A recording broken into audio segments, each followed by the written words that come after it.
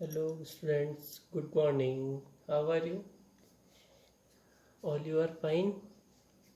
Stay home and stay safe. Okay, because Corona is moving here and there in search of their client.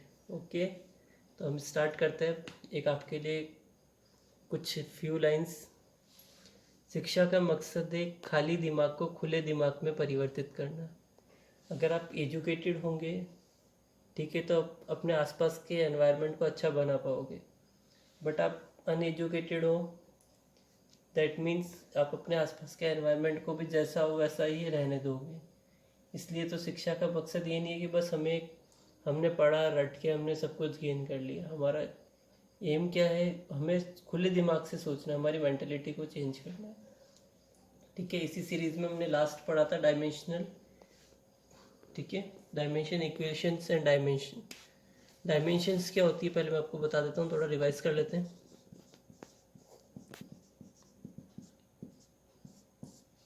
ठीक है, dimension जैसे आपने अगर मैंने बोला फोर्स की डायमेंशन लिखी या मैंने बोल दिया लेंथ की डायमेंशंस लिखी, तो आपने लेंथ का क्या देखा, लेंथ को किस में मेजर करते हो, मीटर, सेंटीमीटर या फिर किलोमीटर। इसमें मास का कोई फैक्टर नहीं है तो आपने क्या पुट कर दिया, m0। लेंथ आ रही है इसमें तो L1 T0। ये था आपका डायमेंशंस लिखना किसी भी फॉर्मूले का।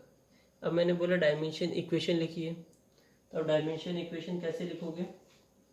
इक्वेशन के लिए आपके पास एक इक्वल टू की कुछ ना कुछ सिंबल होना चाहिए। तो आप यहाँ पे लिखोगे लेंथ, आपने किसकी डायमेंशन लिखी, length, equal to m0 L1 T0। Clear है, ये आपकी क्या हो गई, इक्वेशन हो गई। बिकॉज इक्वेशन के लिए आपकी क्या नीड होती है, कांस्टेंट टर्म हो, वेरिएबल्स हो और इक्वल टू का साइन हो। आपने इक्वल टू का साइन ले लिया, ये आपने लेंथ लिखा, ये आपकी क्या हो जाएगी, dimensional equation.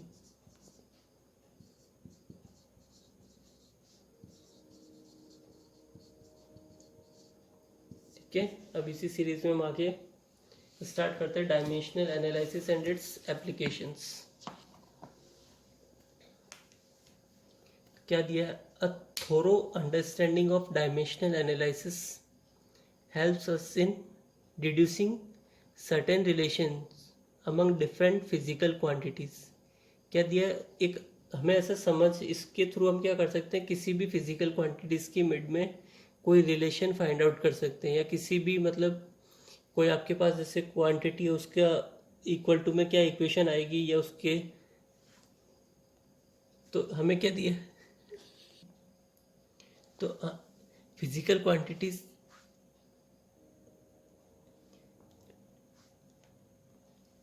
And checking the derivations. मैंने बताया डेरिवेशंस, जैसे आपने लिखा force equal to m into A, mass into acceleration, तो उसको चेक करना। Accuracy and dimensional consistency. Dimension consistency का मतलब है वो इक्वेशन की लेफ्ट हैंड साइड की डायमेंशन और राइट हैंड साइड की डायमेंशन में जो रिलेशन वो ट्रू है फॉल्स है। Homogeneity of various mathematical expressions. ठीक है, तो अभी हम जो देखेंगे डायमेंशनल एनालिसिस होता क्या है, is also called factor level method और यूनिट फैक्टर मेथड। ठीक है, फैक्टर लेवल मतलब लेबल करना, आपको आप डायग्राम को लेबल करते हो उसी तरीके से लेबल, इसलिए इसका नेम दिया। फैक्टर्स जो जो गिवन में, जैसे मास का फैक्टर हो गया, लेंथ का और टाइम का फैक्टर, इनको इक्वल कर। The study of relationships between physical quantities with the help of their dimensions and units of measurements is called dimensional analysis. मतलब उसकी डायमेंशन के थ्रू उनको एनालाइज करना is called dimensional analysis. Dimension कौन कौन सी लेनी है अपन को, जो मेजर डायमेंशन जैसे मास, लेंथ और टाइम। ठीक है, क्या बोला था, स्टडी ऑफ रिलेशनशिप बिटवीन दो फिजिकल क्वांटिटीज के बीच में रिलेशनशिप फाइंड करना with the help of their dimensions and units. उनकी क्या यूनिट्स है, जैसे मैंने लिखा फोर्स, फोर्स की यूनिट क्या हो गई, किलोग्राम, मीटर पर सेकंड स्क्वायर और Newton.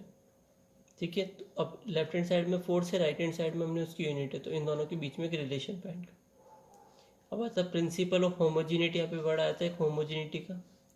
It state that dimensions of each term of dimension equations are same on both sides. क्या बोल रहा है प्रिंसिपल, होमोजिनिटी, होमोजीनियस मिक्सचर आपने पढ़ा है, इसमें सेम प्रोपोर्शन में होता है, एक होता है होमोजीनियस मिक्सचर, एक होता है हेट्रोजीनियस। तो उसी पे base it is dimensions of each term of dimension equations are same on both side. Let जैसे आपके पास एक डायमेंशन इक्वेशन हो गई, क्या बोला, डायमेंशन ऑफ ईच टर्म, हर एक टर्म की डायमेंशन इक्वेशन आर सेम उन दोनों साइड पे क्या होनी चाहिए, सेम होनी चाहिए। बात करिए इक्वेशन, जैसे इक्वेशन हो गया तो आप रिलेशन बता सकते हो लेफ्ट हैंड साइड और राइट हैंड साइड में, ठीक है। अब आता है एप्लीकेशंस ऑफ डायमेंशनल एनालिसिस। जो हमने एनालिसिस करेंगे उनकी क्या क्या एप्लीकेशंस है। Dimensional analysis is a very basic aspect of measurement and has many applications in real life physics, ठीक है। फर्स्ट एप्लीकेशन क्या है इसकी, consistency of dimensional equation, derive relation between physical. Second क्या है, ड्राइव रिलेशन बिटवीन। थर्ड क्या है, change units from one. Third है आपके पास change units from one system to another, मतलब एक सिस्टम से दूसरे सिस्टम में। सपोज करो हमने 3 सिस्टम देखे थे, एम के सी जी एस, ठीक है, एम के सी जी एस में चेंज कर। जैसे अगर आपको किसी डायमेंशंस को मल्टीप्लाई करना है या सब्ट्रैक्शन करना तो सेम मैनर्स में ही होंगे। जैसे लेंथ है तो डायमेंशन वन टाइम में काउंट होगी, लेकिन जो इनकी वैल्यू है वो मल्टीप्लाई होगी या फिर डिवाइड होगी। एडिशन भी क्या होगा, जैसे हम सेम टाइप की क्वांटिटीज़ में एडिशन कर सकते हैं। लाइक आप लेंथ के साथ लेंथ को ही ऐड कर सकते हो, लेंथ के साथ आप टाइम को ऐड नहीं कर सकते हो। ऐसे सेम में लेंथ के साथ लेंथ ही सब्ट्रैक्ट हो सकती है, लेंथ के साथ एरिया सब्ट्रैक्ट नहीं होगा, ठीक है। तो ये आपके पास एनालिसिस बता दिया मैंने। डायमेंशन एनालिसिस क्या होता है, एनालाइज करना आपने क्या एनालाइज करा। जैसे आपको कोई प्रोजेक्ट दिया तो आपने, या आप कोई मूवी देखते हो तो आप कुछ भी क्या एनालाइज करते हो, इससे हमें क्या मिला। तो डायमेंशनल एनालिसिस का सिंपल सा क्या था, रिलेशन बिटवीन दो फिजिकल क्वांटिटीज़ के बीच में उनकी यूनिट्स का यूज़ करके रिलेशन निकालना। सेकंड क्या था, प्रिंसिपल होमोजेनिटी। होमोजेनिटी मतलब क्या था, ईच टर्म और dimension equation are same. Homogeneous का मतलब भी होता है सेम, तो लेफ्ट हैंड साइड और राइट हैंड साइड में इक्वल होना चाहिए। अब इसकी क्या क्या एप्लीकेशन है, कंसिस्टेंसी ऑफ डायमेंशन। कोई भी आपके पास इक्वेशन गिवन है, लाइक जैसे आपके पास आ गया kinetic energy equal to half M V square, ठीक है, ये आपके पास आ गया। तो आपको क्या करना है, इसकी कंसिस्टेंसी चेक करनी है, इक्वेशन राइट है या रॉन्ग है। सेकंड क्या, drive relation between physical quantities and physical phenomena. एक रिलेशन फाइंड करना है, ठीक है।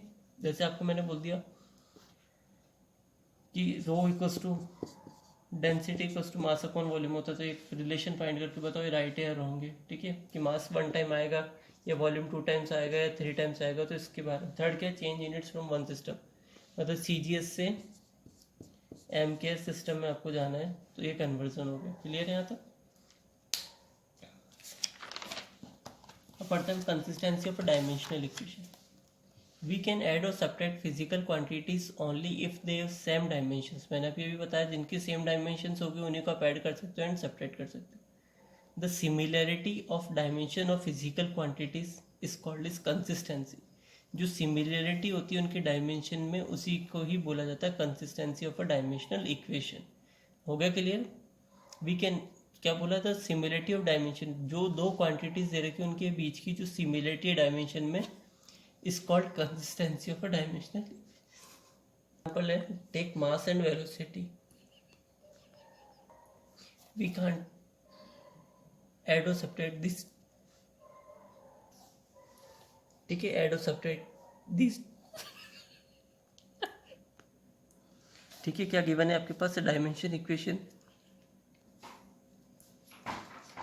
ठीक है, क्या गिवन है, dimension equation said to be consistent only and only if dimensions of equations are same on both sides। ये हमने देख लिया कंसिस्टेंटी का मीनिंग, दोनों की डायमेंशंस सेम होनी चाहिए। If dimensions of the equation are not same on both sides then the equation is said to be dimensionally incorrect. ठीक है, अगर डायमेंशन सेम नहीं होती तो हमने क्या बोला, दोनों इक्वेशंस क्या डायमेंशनली इनकरेक्ट है।